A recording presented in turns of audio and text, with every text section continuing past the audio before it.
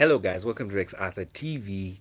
This is the Rex Arthur Show, the LGBTQ channel that discusses LGBTQ issues with an LGBTQ approach. And today, of course, LGBTQ approach, LGBTQ as perspective, and LGBTQ plus planet. We are in an LGBTQ plus planet where everybody is either of the letters in the LGBTQ plus alphabet, sexual alphabet. Now, um, today we are going to focus on the best news we've ever had in science, and that is the creation of humans without, of course, without sex, asexual creation, but it's a new creation, and that's called genetic modification of human beings. It is even greater than IVF reproduction. And so today we want to try, and we'll be playing the video and listening to the professor or the scientist who did so. Okay. Two beautiful little Chinese girls. This is the doctor who changed the future of the. Okay, the volume is not so good, so we will try and make it a bit. Uh, we'll try and revamp the volume. Sorry about that.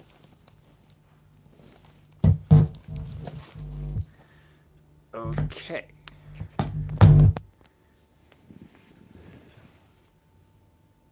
Okay.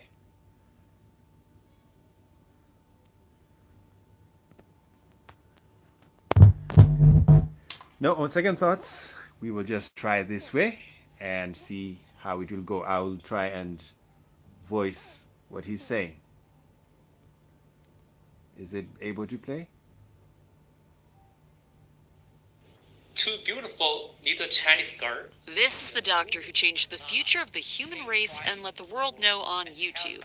He Jiankuai stunned the scientific community with the claim he pushed the boundary no one else had. A line has been crossed that should not have been crossed. It's very disturbing. It's inappropriate. Oh, this is huge.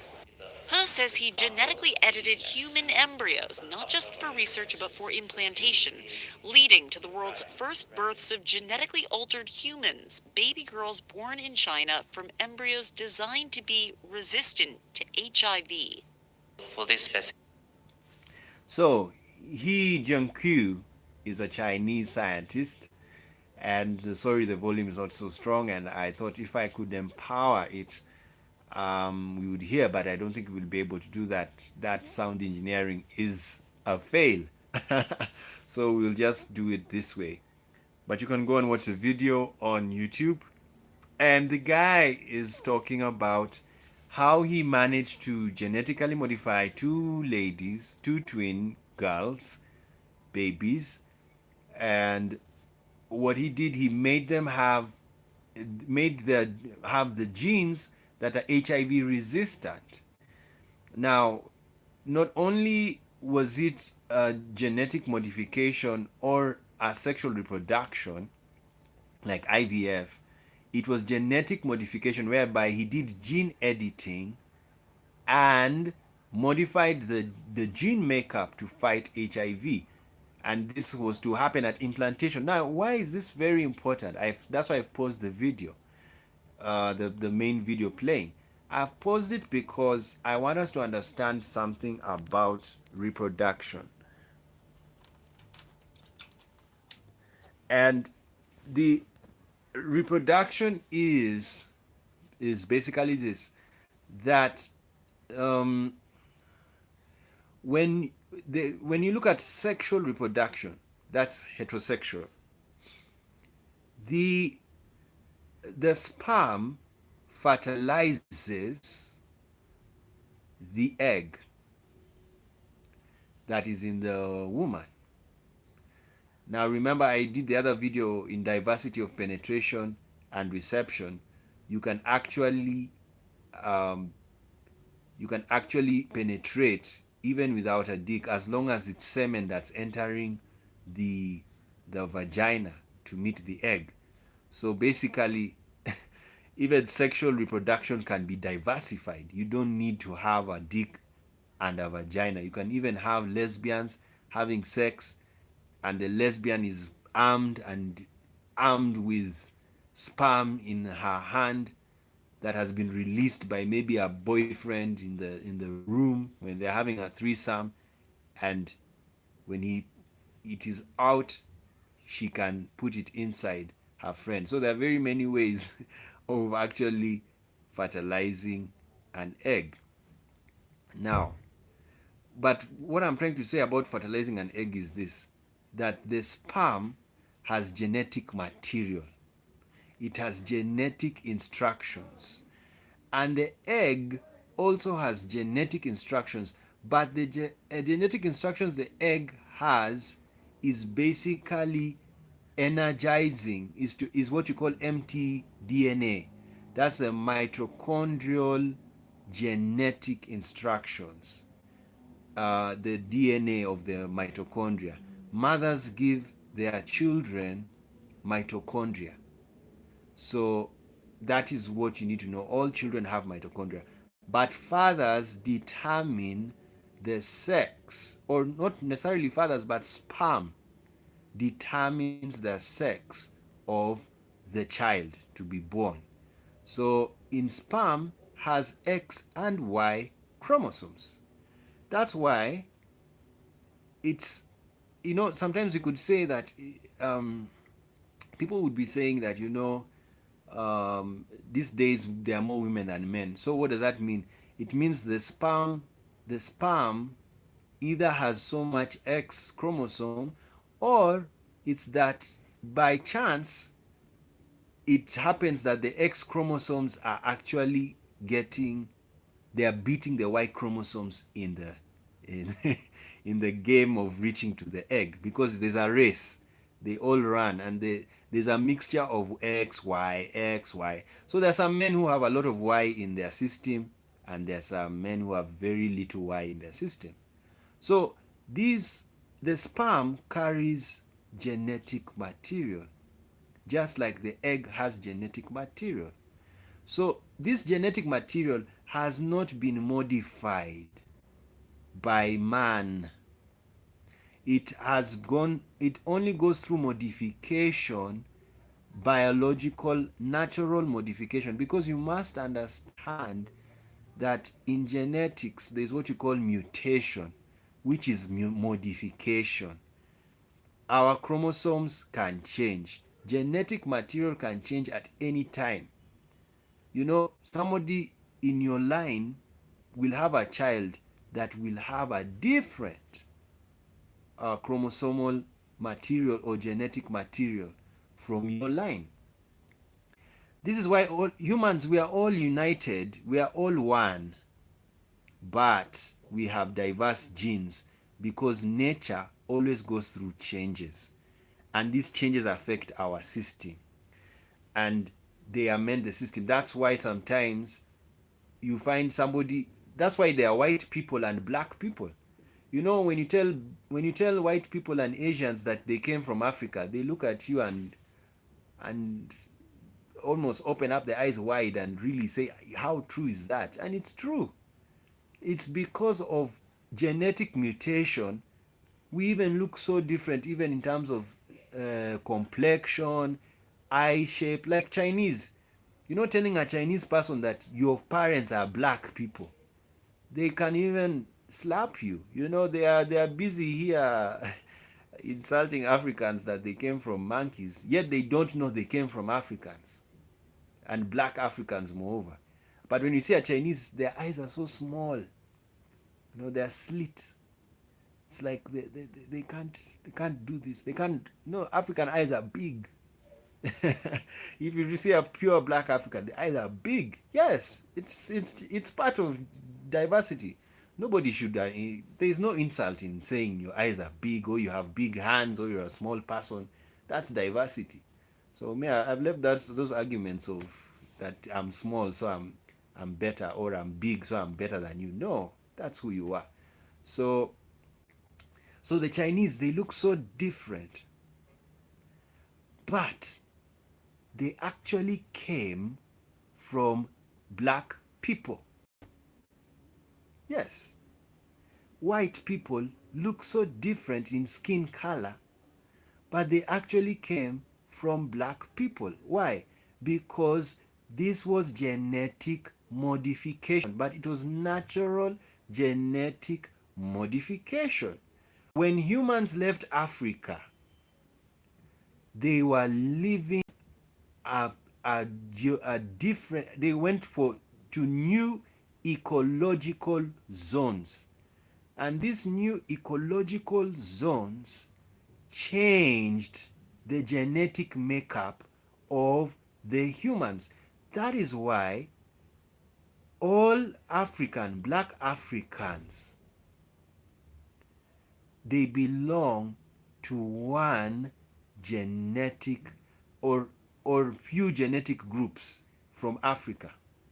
And if you see the genetic group, like let's take the Y chromosome, the one of the man, the chromosome that determines men, that creates men in the society. Because I've told you the sperm's job is to determine the sex of the human. So all men came from one man who was an African, and he belonged to a haplogroup. A haplogroup is a genetic group, A1. That was the first African, the first human, or the first Homo sapiens. He was A1. Then, as years passed on, he became B. Let me tell you, as I continue, these are thousands of years were passing. And another thing you need to know, thousands of years. So what does that mean? Climate was changing, temperature was changing, and these changes, diet was changing. They changed the body because the body is a chemical, is chemical matter. We are chemicals. So chemicals always undergo through changes.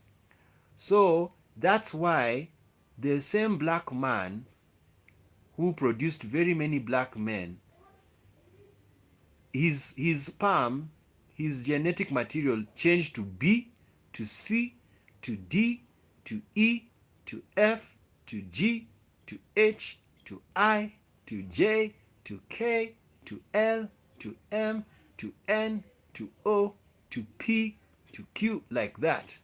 So they are groups. Just one guy, one sperm has gone through all of those changes. So all the men in the world belong to either of those letters genetically. If it was that there was no genetic modification in nature, we would all belong to one group called A1, but it is impossible. Why? Because in the process of time, things change, and that includes humans, and that includes also human body. So that is why there are black people, then there are white people, then there are yellow people, then there are mulattoes. It's because of the genetic differences that affected humankind over time. So like I was telling you what happened in Africa, we all came from Africa, but we didn't come like 1 million people went to Europe. It was a very few people who went to Europe. Very few people went to Asia because there were few. But when they went, they changed the ecological zone because the world is so big.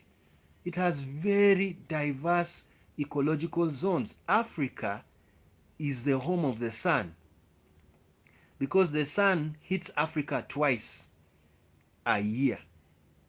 Same to Brazil and maybe a bit of the Indian Ocean. The rest of the world only gets to enjoy the sun once. And that's the same with even South Africa. South Africa gets to see the sun properly once, but the equatorial belt sees the sun twice. That's why the blackest people are found in the equatorial belt. Yes, it's weird. And those who didn't live in forests, because those who lived in forests are not as black as those who lived in the open, like in Sudan. They lived in the open. Chad, they lived in the open. Senegal, go and look at their complexion. They are dark.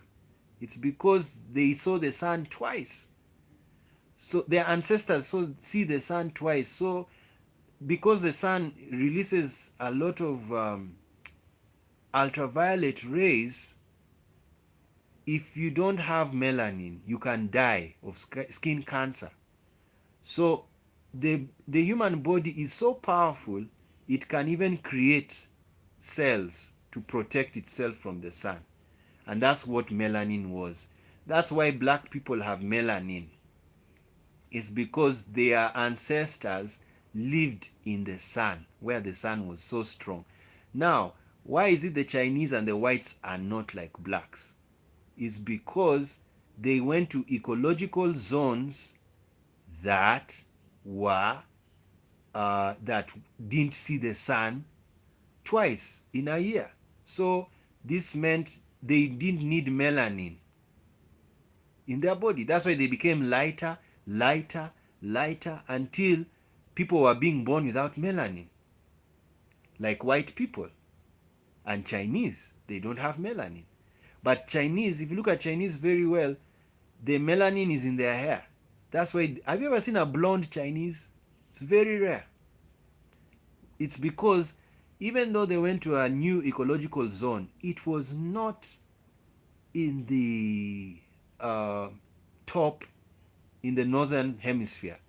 But if you look at the Europeans that live in the northern hemisphere, they are blonde because they have blonde hair, meaning even their hair has no melanin. It's very easy to know a white person who comes from the Scandinavian countries. They are just blonde. They have blonde hair, majority of them. Southern Europeans have black hair because they still lived in the Mediterranean. Their ancestors came from the Mediterranean world. That's why Arabs have black hair. Spanish people have more black hair than blonde. Then as it goes higher, as you climb up into Europe, then you see brunettes. These are brown-haired people. Then when you see brunettes, then you finally get blondes. These are people who don't have melanin. Even their eyes don't have melanin. That's why they have blue eyes. Yeah, so it is all because of cosmological changes. We are also cosmological beings. What I mean by cosmological beings, the sun created us. Yes, literally. Because when people moved away from Africa, they became lighter. Those who remained in Africa remained with melanin. And that's why we needed the melanin, because we could not be able to deal with the sun. African skin, there's nothing like sunburned for an African, a black African. There is nothing like being sunburned because we have melanin. We are working very nicely. It's so hot. We are even complaining. When you hear a black person complain about sun, please look around and see if you see white people. They will even be hiding. Yes, because their skin will just red, because it's a sign there's no melanin. So the sun is attacking your system. It's attacking your system, because when you see the red blood vessels, that means it has gone into the internal skin, and it tells you the skin is thin. So if you better, that's why you have to work with tan. If you know your skin is going to be affected by the sun. So anyway, what I'm trying to show you is that is what you call natural genetic modification. And it's going to happen, and that's why we are doing this video. It's a very important video, and I congratulate that professor, despite him facing a lot of backlash from many of his colleagues, which we'll talk about. Now what Hugh Jianque, forgive me if I didn't get it clear, he's saying he has done what you call now artificial genetic modification. This is where a human being deletes certain genes that are prone to getting a disease, and you create that human being. That's what gene deleting. You remove something from the gene, because genes are instructions. What is an instruction? A letter. Just take genes to be like your body is full of letters. So gene editing means erase some parts of that letter and you will change the letter. If you are reading an article and then you remove one paragraph, there's a paragraph you might remove that will destroy the meaning of that article. So that's what gene editing does. So some of us have diseases because of the genetic makeup we have. That's why scientists have now found that there are homosexuals it's literally true. Homosexuals are born. They have the genes. They have the propensity, genetic propensity to be gay. Whether you do what to them, whether you take them to conversion, whether you dump them in a sea of women so that they can have sex, they will be remain homosexual because of the genetic material they have. So, what does that mean? That means people are who they are because of their genes, even transgenders. Yes, transgenders are natural because the hormonal makeup is affected by the genetic makeup. And as I was telling you, in the black population, transgenders are very many. Yes, there was a friend of mine who complained about that. He was wondering why he was seeing in America blacks, you know, there were very many trans women who are black. Even look at the list of trans women who have died this year. Murdered. Not died, murdered. Majority are black in a white country. So what does this tell you? Transgenderism is very black. Yes, it is a black thing. Black people are disposed to become transgenders. Yes, that is my. If I'm going to write a thesis about that, I will write it like that. And it's, evidence is America because the black people they are not even the majority. But when you have a list, if you do the census of trans women, there are more black women who are trans women than white men, white trans women. So what does that mean? It means that black people have that disposition to be transgender. So you go and study the genetic material of black people. Yes, that's what you study. So transgenderism is natural, all of this because of genetic material. As I've told you, black people are genetically different from white people. It is okay, though that one is an argument. Of course, I've already explained to you why we're different. It's not necessarily even about genes because we are all one gene. We just go through mutation, and the mutation could be based of because of weather or cosmological influence, like the sun. So, but what I'm trying, of course, I don't want to go deep into genetics now because like when you go to a country like Israel Jews, they are black Jews, they are white Jews, they are Mediterranean Jews. That's what you need to understand. But as I've told you, black Jews is like, oh, how can there be black Jew? Yes, they're there. When you put a black Jew to stand with a white Jew and a Mediterranean Jew, you can't believe that they are the same genetic material, but they are.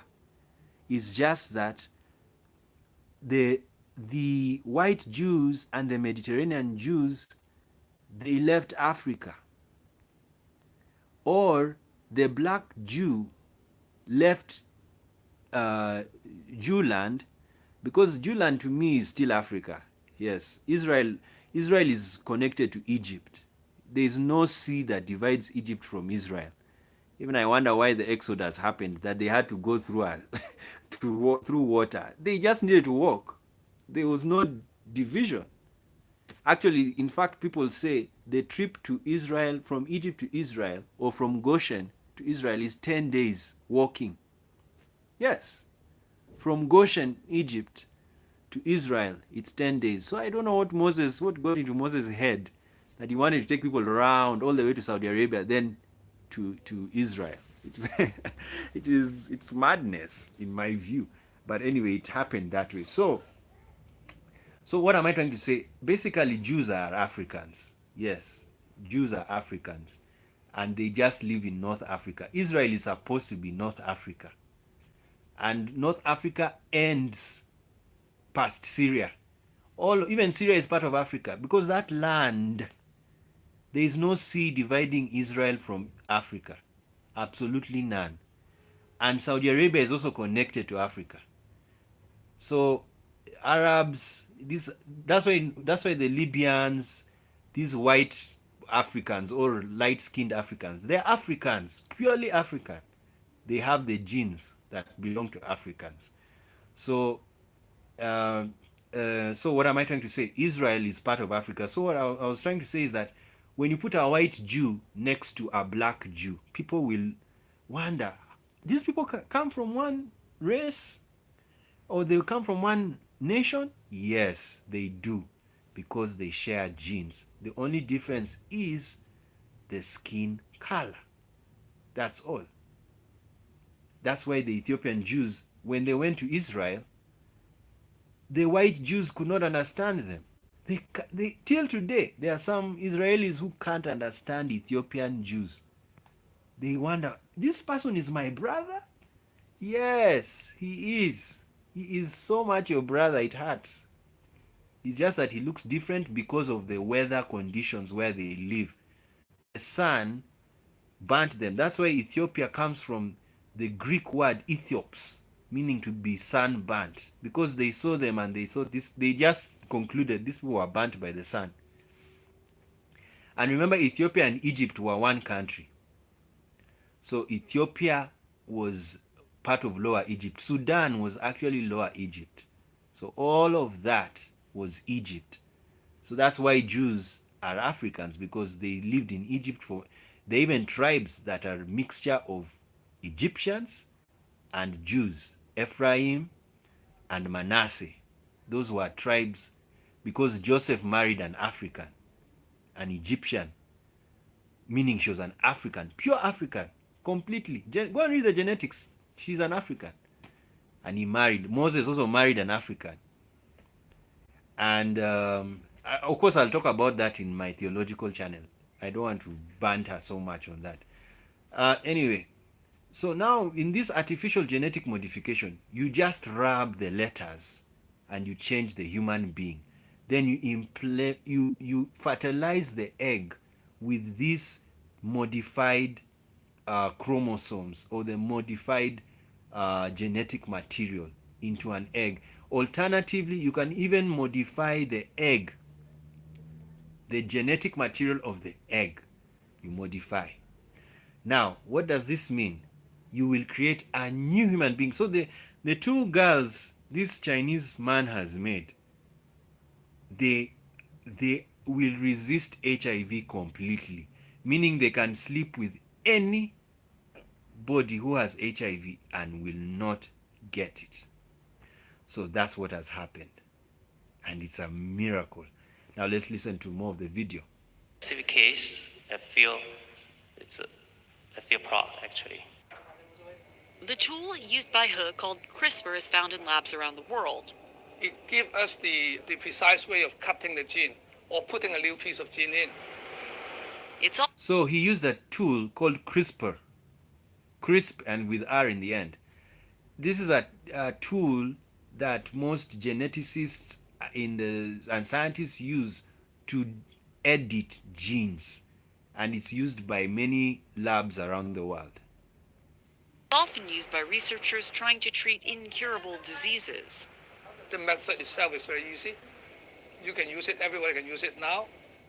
Leaders in the field of gene editing have collectively agreed it's too early to implant edited embryos in humans because of the risks, the unknowns, and the ethical questions about altering humankind. We're at a hinge of Okay, human history. so most geneticists are not happy with implanting edited embryos in human beings because of the risk, the unknowns, and the ethics.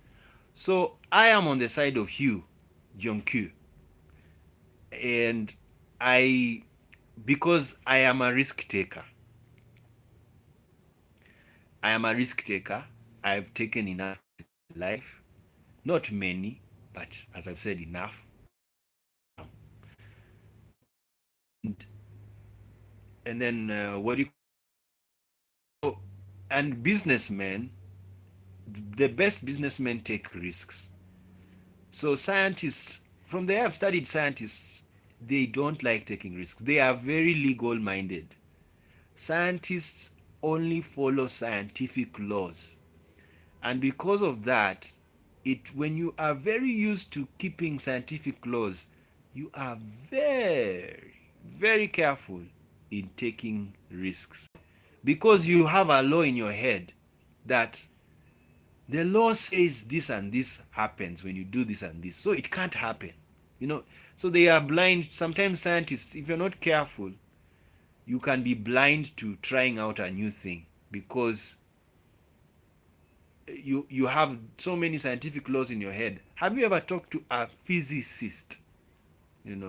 A very serious physicist, not these amateurs or these ones who didn't get an A or first grade.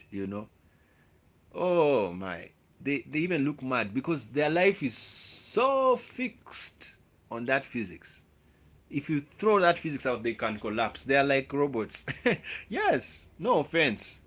If you have one set of laws in your system, and this is the problem I have with specialization, you have just one set of laws on that thing. You practically don't know anything else but that thing. So such a person cannot take risks in something. Like if you're someone who has never sung a song, and then we just tell you, now come and sing, they will never sing it. Because they have never even tried and they can't take the risk of singing the song. But someone who has had some times to sing, he doesn't sing a lot, but he can sing and has in his experience has sung before people. When you tell them, oh, come and sing a song, he's not a singer, but he has been singing before. He will sing because he has taken the risk before and it wasn't that bad. He has experience. But somebody who has never sung, and then you hear him sing, then you tell him come and sing, they won't sing. So that's what happens to some scientists. They don't like risk taking. But in my view, scientists should be risk takers. In fact, they should talk about the scientists who are the risk takers. There's one scientist who died for playing around with lightning. Yes. So we need to talk about the scientists who died because of taking risks. Marie Curie, the French scientist, the female, she was exposed to radioactivity, and that's what led to her death. I don't know how the husband also passed on, but it could be also the environment the scientist was living in. And those days, early scientists, they were risk takers. That's why I give them 100%. I don't know how to even congratulate them. I lose it. I'm doing it like the deaf people. Just congratulate them. They did a very good work. They took risks, like Edison. He tried everything. He even used horse hair as a filament. Anything straight he put in the bulb, and sometimes the bulb blew. And that was dangerous. He would have even died in the process. But he wanted to get the filament. And he got it. So that's why the early scientists were like businessmen. They take risks. So I support Hugh. He has taken a risk. Now, the other reason why scientists are opposing him is because he has because of the unknowns. When you have embryos that are genetically modified or edited.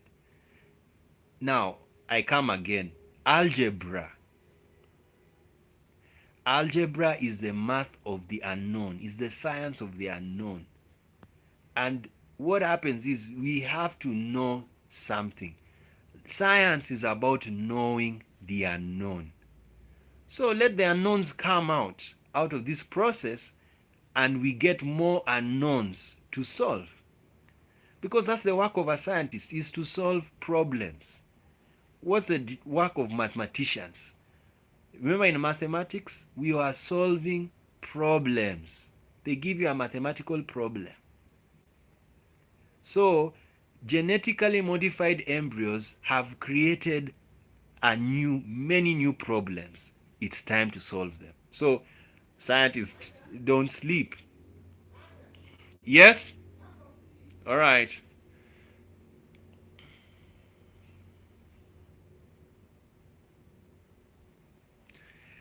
Uh, genetically modified um, genetically modified embryos have created new problems. Let's solve them. Let's not run away from these problems. Because the way I'm hearing scientists saying, no, we're going into the world of the unknown. I mean, who doesn't? I want to be in the world of the unknown. I want to be in the world of the unknown. I want to be there. So carry on, Hugh.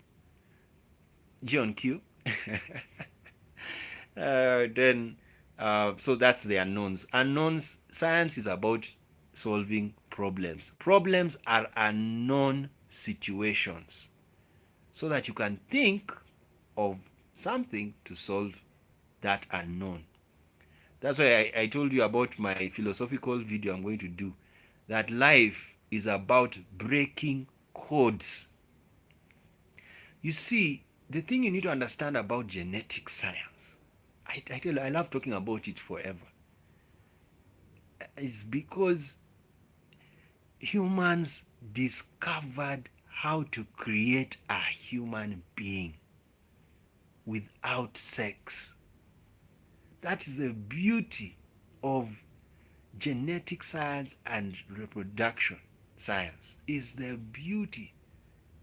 Humans discovered how, in the past, if you read ancient texts like the Bible, they understood that reproduction produces children. But what they didn't understand is, can a person who has passed reproductive age give birth? You see why the story of Abraham and Sarah giving birth to Isaac is a miracle, and why Hannah giving birth to Samuel is a miracle, and why Jesus' birth is even a doctrine in the Catholic Church, because even Mary said, I have never known a man, but be unto me according to your word. She was saying she's a virgin. It was just a nice way of saying she's a virgin. And she said, I've never known a man. How is it I'm going to be pregnant? And the angel said, the Holy Spirit will fill you. And I always tell people, IVF babies, all IVF babies are immaculate conceptions, because humans, there was no sex involved in creating an IVF baby. So congratulations to Louise and her siblings across the world who are immaculate babies, because they came from immaculate conception, in that they were not born through sex. Yes, and that's very good. I tell you, I can write a lot about that. Yes, it's good. So the world is nice in the sense that there are so many unknowns. So there's a lot to do, to read and understand. Now, so that is what has happened. So the unknowns, let us have many unknowns. Like technology has come. Do you know why technology is a problem also to humankind?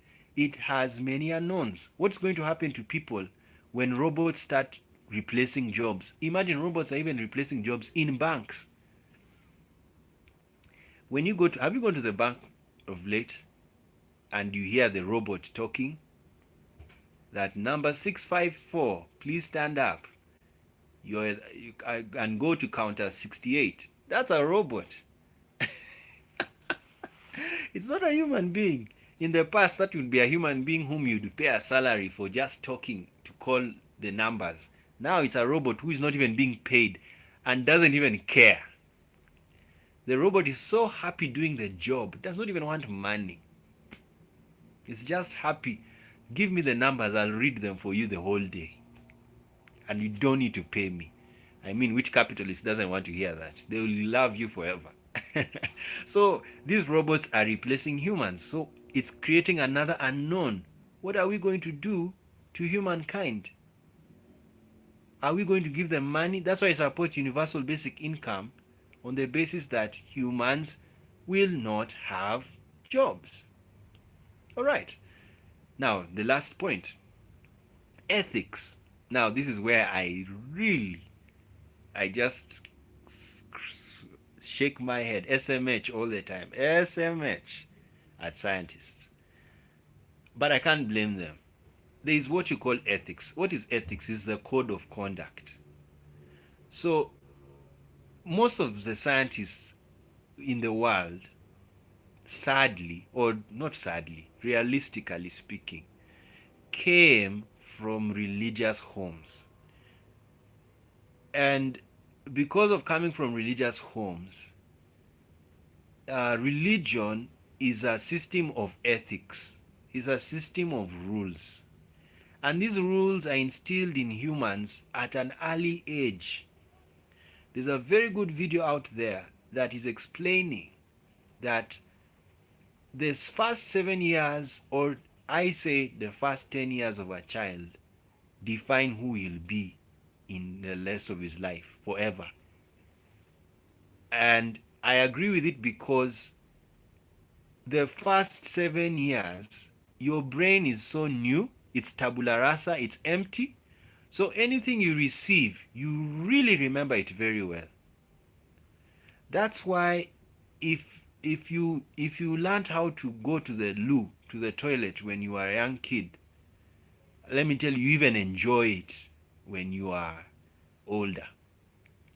You know, that's why most people, when they're not used to Western toilets, they struggle when they meet them, because when they were young, they never saw that toilet.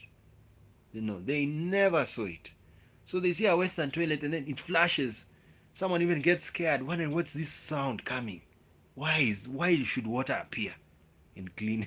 Yes, you can't blame them. Their first years, they were trained differently. They learned how to use toilet in a different way.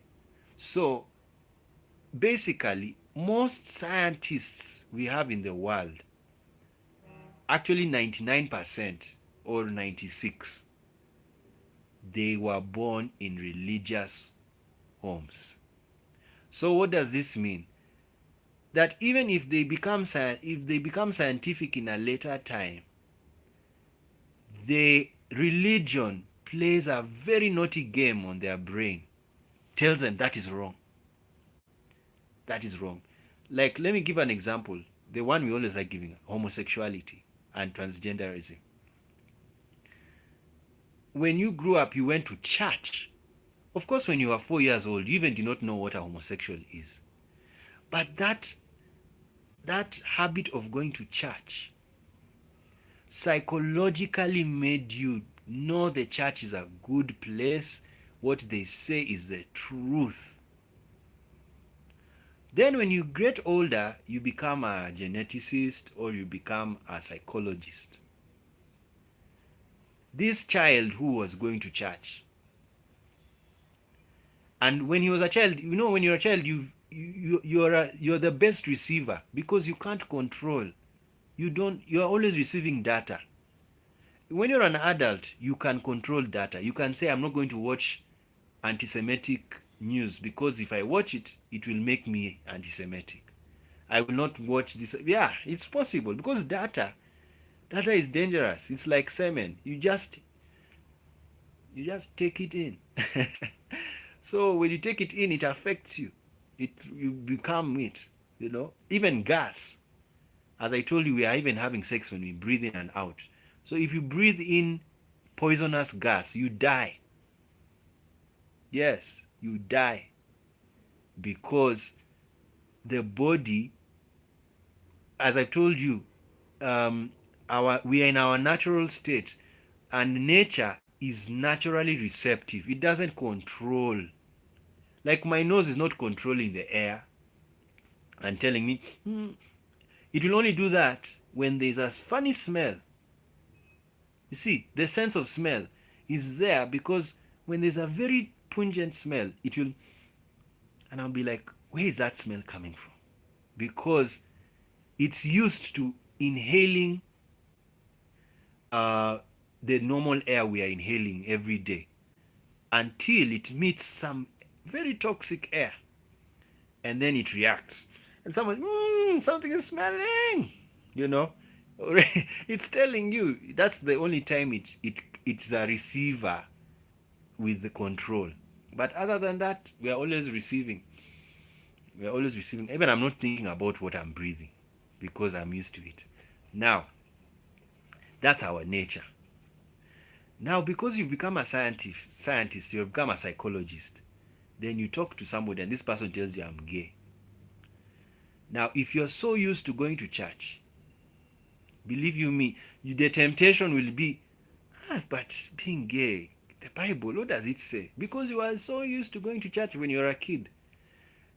And this is why Western scientists are less religious than non-Western scientists. It's because they were born in a society whereby religion was losing its value. But in non-Western societies, where religion still plays a big part in the life of a scientist, he becomes biased. So he will now think that no, a gay person is bad, or a gay person is not a good person, because the Bible tells me that that behavior is a sin. Now, if I hear psychologists tell me that, I will leave that office immediately, because this is a psychologist who is not reading at all. He's not reading. Why did he become a psychologist? I have a friend, an atheist friend.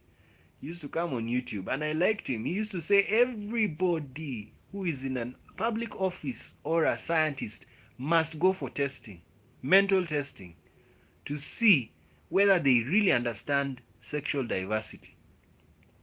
Because it is sad to have a homophobic doctor. It is sad to have a homophobic psychologist. It is sad to have a homophobic scientist, because the science is clear. It's there. Why are you going to fight people? And so that's the problem we are having with religious scientists, because they tend to be biased. As I told you, I went back to religion, but in a very conscious way. Very conscious. What I mean by conscious, I am now telling religious people where they are wrong, that they need science. If you want to chase me out, first of all, you can't chase me out of a religion. Yes, you can't. Secondly, I can change religion. That's why there's what you call now the Reform religion. There's Reform Judaism, Reform Islam, Reform Christianity. They are reforming their religions using science so that people can keep their faith, but keep it with science, and do away with faith-based things that were not based on science at all. Yes. So of course there is a pitfall, and there are struggles in trying to merge religion to science, especially religions that are antagonistic to science or do not have scientific views. It's not an easy job because, number one, majority of the religious people don't want science. That's the war we have now. Majority of people who are religious really don't want to hear science. They just want to hear their religion. But for you, you're here telling them, no, you need science because science has solved your problem. You are gay, but you are believing in a God that you've been told hates you. So you see, that has to be deprogrammed. It has to be unlearned. And how do you unlearn it? You unlearn it by saying science is God's truth. And God has revealed to scientists that homosexuals exist. That's why in the affirming theology or the Reform religion movement, it is what you call God is still speaking. Meaning God is still speaking through scientists. So give them a chance to speak. And they have spoken. So ethics is molded by religion. That's why ethics was, even the word ethics came from the Greeks, ethos, because the Greek philosophers, some of us think the Greek philosophers were atheist. No, they were not. Majority of them believed in the gods. Hippocrates, the doctor, believed that things like madness and epilepsy were caused by the gods. Yeah. So the philosophers were were basically religious. And I'm not attacking religion because I even told you I'm religious now. I went back to religion from my atheism. But I understand atheists. Atheists need evidence. Religious people, majority of them, when they have some form of evidence, they believe. You see why some people, there's a friend of mine, an old man, who made my day one time. And he told me when he was in an accident, the accident, everybody died except him. When that happened, he got saved. So the lesson I got from him was some of us become religious because of certain experiences we go through, not necessarily that we were brought up in families that believe, but because of things we went through. When that guy went through that experience, that he was the only one who survived in an accident, everybody else died, and he was in crutches. He just said, I'm Christian now. You see, so many people believe because of the experience. That's why I'm saying you can't attack the philosophers of old in believing in gods, because, I mean, they believed in gods, but look at the structures the Greeks built. Beautiful, thoroughly beautiful. So beautiful, even America repeated them again. Look at the structures in Egypt. Completely, nobody is able to make those pyramids the way they did. But they were religious to boot. They believed in gods. So, what am I trying to say? Religion is not bad per se, but there are some religions, if they attack science, they become dangerous to a scientist's mind. That's why we are now helping mostly Abrahamic scientists, scientists that love their Abrahamic religions. They were they were mistakenly away from science for some sad reason. Of course, Jews are forgiven because they basically never kept the law. Yes, when you read the Bible, the law was given. They did the opposite forever. Even they went to captivity. Can you imagine the prophets told them, you're going to captivity because you failed to keep the law? Did they listen? They didn't even care. So Jews there, they are forgiven. But they are fine. They are, what I mean by forgiven, they are fine. They know how to handle, to play with their religion. But Christians and Muslims, they need some help because they really take it seriously to be truth, you know. And it's not necessarily truth. Go and ask the Jews what they do, and they'll let you know. Okay, let's finish this video. Street.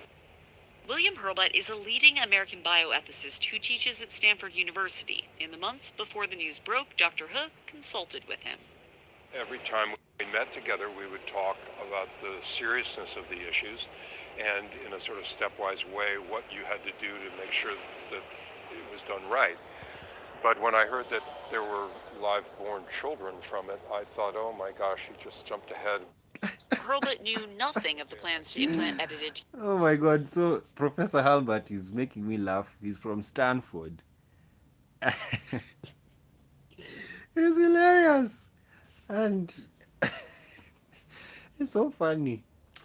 I'm so sorry, it's just very funny. So Halbert is saying he's friends with Hugh.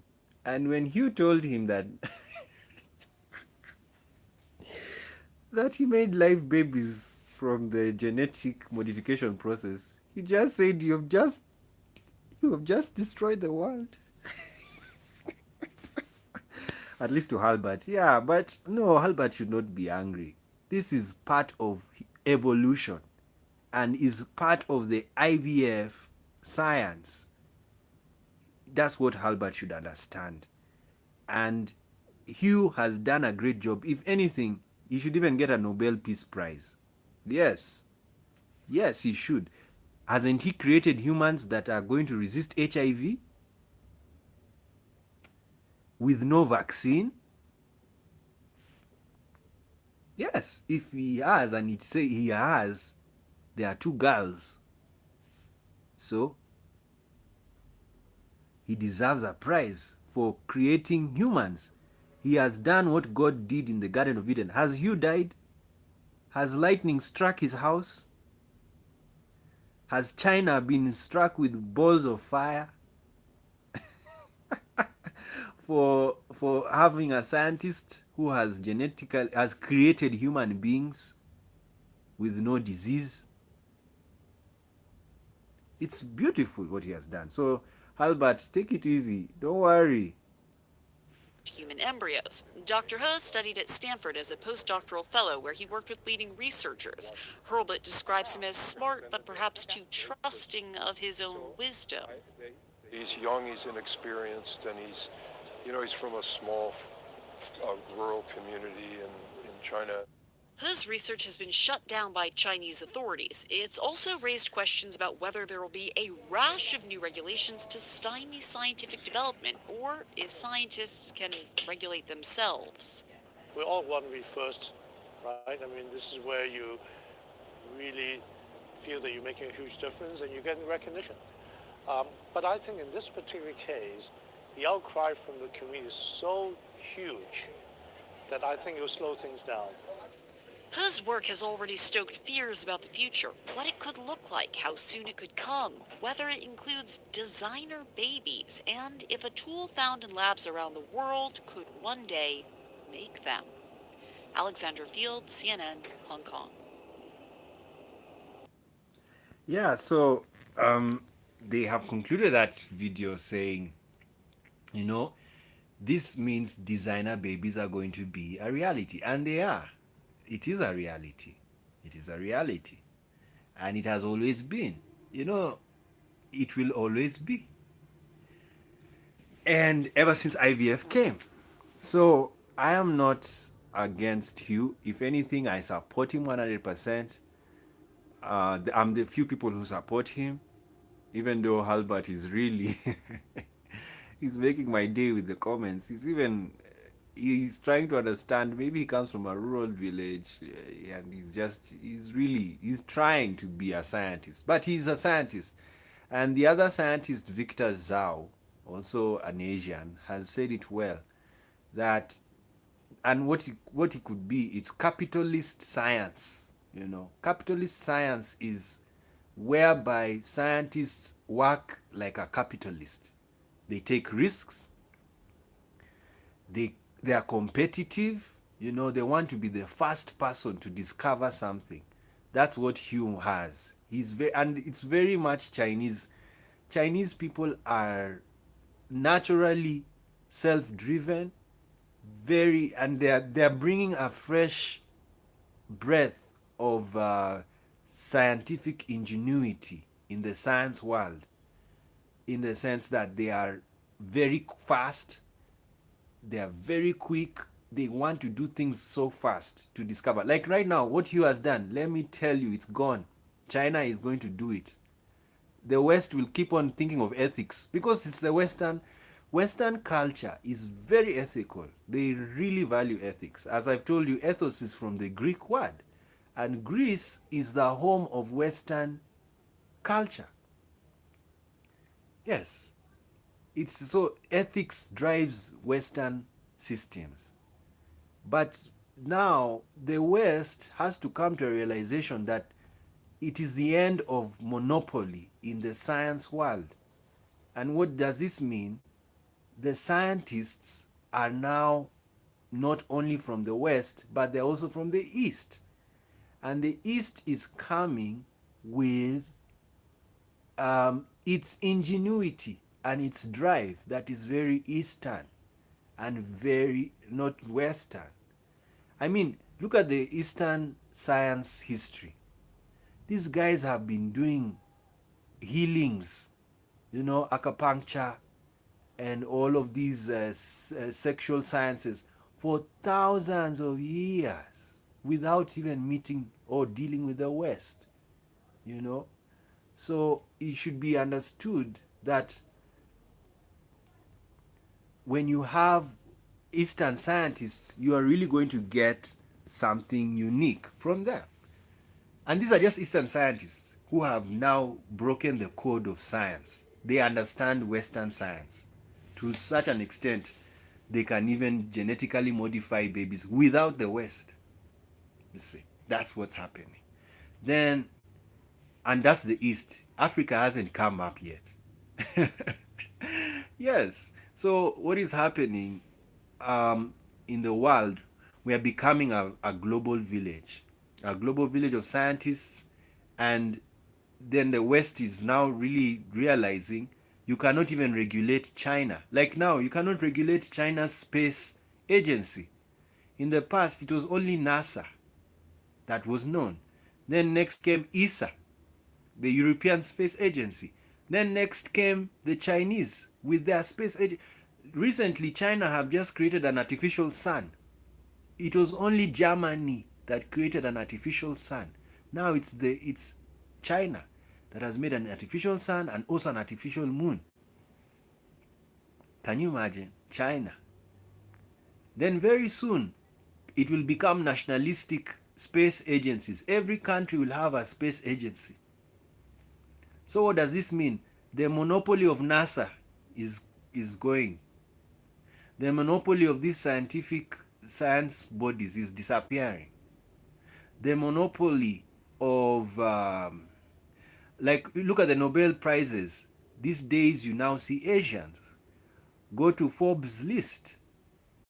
In 10 years ago, Forbes list did not have an Asian face. Now there are over 30 Asians in Forbes list of billionaires. And Africans are coming slowly, but they're coming. So we are getting diversified, and this is killing the monopoly, the Western monopoly that existed in the world. So I think rather than hiding behind ethics, let's just accept that the science field is now diverse, and therefore what you call ethics, somebody else doesn't see it like ethics. Like you, wasn't he told by Halbert? Halbert is a senior professor, and he told him, don't continue, and he went on. Why? Because he can't understand Halbert. Even me, I can't understand Halbert personally. I would pat you on the, I tell him, please continue, we need to find out how. Like, I would want to ask you, please keep those children very well, feed them with this food, let's see how they will grow, and let's see how long they will live, and let's see if they will menstruate since they are girls, and what type of eggs they will produce. This is beautiful.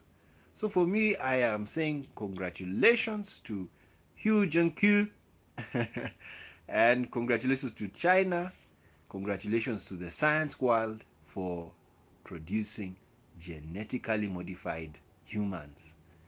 And I hope and pray. I'm back to church. That's why those words are back in my tongue. I pray that it will continue this way, and what do you call it? And the science will continue, because, as I told you, even if you're a religious person, Hugh has not been struck by lightning. It's like Gene Robinson, the gay bishop. After he declared he's gay and showed us his husband, no lightning struck him at all. He's doing his job very well. So even Hugh, let Hugh continue. In short, what I'm trying to tell religious people, if God has not killed these people you are saying are the worst of the world, then it means God loves them and he's supporting them. Yes, simple. So carry on. Let's do this. So let's put this in perspective. What does this mean? the human race has changed from today, from the day you created those children. The human race has changed.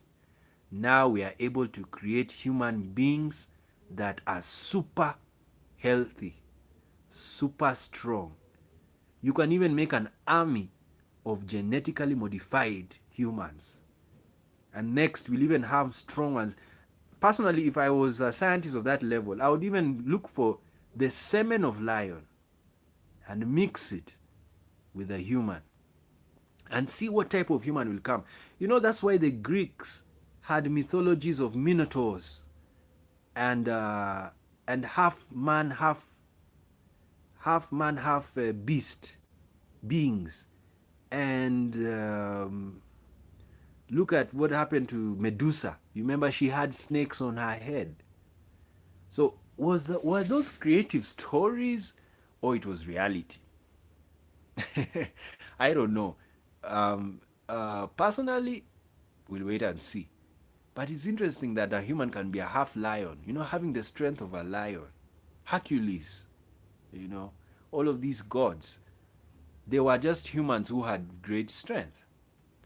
And look at the Bible, it even talks about giants being in the earth and they were very clever. If you read the book of Enoch, that's not in the Bible, it tells you these guys knew science. And if you take the book of Enoch seriously, then it could be these are the people who built ancient civilizations. But as I've told you, you're free to believe in whatever you want to believe in. Now, so it's just wonderful what's happening in the world. It's beautiful. These days, of course, I know there's homophobia, transphobia, but when you read science, you are insulated. Yes, you are insulated because you already know the truth. And so that's why sometimes even in my living in the environment I am in, I am kind of happy. I'm getting to know more things, and it's galvanizing my understanding of myself and of the world. And I encourage you also. Remember, I told you every day. This is the motto of Rex Arthur. Of course, it's not yet 2019, but we have already started 2019. Read science every day, even if it's one article about a scientific thing. Read it and tell me what happens after 3 months. You will find yourself going to another level in understanding the things happening in the world because so many things are happening. Because now, with genetic modification, I want to know what is the mitochondria of those girls. I want to know what is the X chromosome from the man of those girls. Yes, it's very important because those are super women who have been created. And we want to know if they have children, will they have super children? Because they might talk. What is the blood type? What is their blood like?